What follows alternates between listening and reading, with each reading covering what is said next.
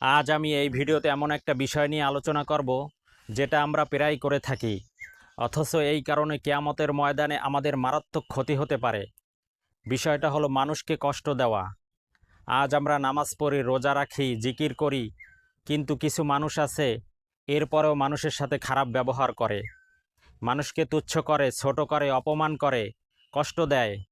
একবার চিন্তা করুন, এটাই কি ইসলামের শিক্ষা? না, এটা ইসলামের শিক্ষা না। ইসলাম আমাদের শিক্ষা দেয় মানুষের সাথে ভালো ব্যবহার করা, মানুষের প্রতি সদয় হওয়া, মানুষকে সম্মান করা। রাসূল সাল্লাল্লাহু আলাইহি ওয়াসাল্লাম কি বলেছিলেন? রাসূল সাল্লাল্লাহু আলাইহি ওয়াসাল্লাম সাহাবীদেরকে বলেছিলেন, তোমরা কি জানো দেউলিয়া কে? সাহাবা একরাম বললেন, দেউলিয়া সে যার ধন সম্পদ নেই।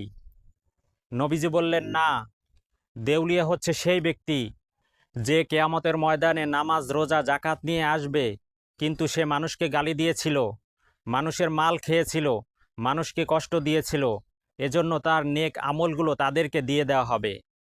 শেষে তার ভাণ্ডারে কিছুই থাকবে না, এরপরে অন্যের গুনাহ তার উপরে চাপিয়ে দেওয়া হবে, অতঃপর তাকে জাহান্নামে নিক্ষেপ করা হবে। আমরা যদি রাসূল সাল্লাল্লাহু আলাইহি ওয়াসাল্লামের তরিকা অনুযায়ী সমস্ত কাজ করি, তাহলে আমাদের মুসলমানদের সব কাজই হবে ইবাদাত। মানুষের সাথে ভালো ব্যবহার করাও একটা গুরুত্বপূর্ণ ইবাদাত। আপনি যদি কাউকে এই বলে কষ্ট দেন, তুমি এমন কেন, তোমাকে সহ্য করা যায়, বন্ধু বান্ধবদের মধ্যে কথা হচ্ছে, সেখানে কাউকে আপনি লজ্জা দিচ্ছেন, ঘরের বউকে এমন কথা বললেন, পরিবারের কাউকে এমন কথা বললেন, যিনি এই কথার কারণে কষ্ট পেয়েছেন, কেঁদেছেন, আপনি ভুলে যেতে পারেন, কিন্তু আল্লাহ তাআলা ভোলেননি। ইসলামে মানুষের সম্মান খুবই গুরুত্বপূর্ণ।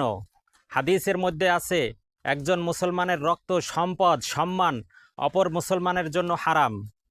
এর মানে হচ্ছে আপনি কারো গায়ে হাত তুলতেছেন, কারো মাল নিয়ে যাচ্ছেন, কাউকে অপমান করতেছেন।